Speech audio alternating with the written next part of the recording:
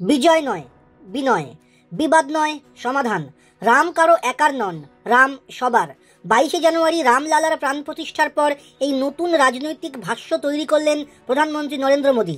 রাজধানীর রাজনৈতিক মহলের একাংশের মতে আসন্ন লোকসভা ভোটের দিকে তাকিয়ে একদিকে যেমন তিনি শুধুমাত্র রাম মন্দিরের আবেগের উপর নির্ভরশীল না হয়ে দেশের অর্থনীতি, পরিকাঠামো উন্নয়নের স্বপ্নকেও গুরুত্ব দিচ্ছেন, তেমন রামকে শুধুমাত্র সংঘ পরিবার বা বিজেপির কট্টর হিন্দুর বলয়ের মধ্যে আটকে না রেখে উদারতার বার্তাও সুকৌশলে দিচ্ছেন বলেই মনে করছে রাজনৈতিক শিবির। তাদের মতে একাজ করতে পারেননি তার পূর্বসূরি লালকৃষ্ণ আডবাণী, মুরলী মনোহর যোশীরাও।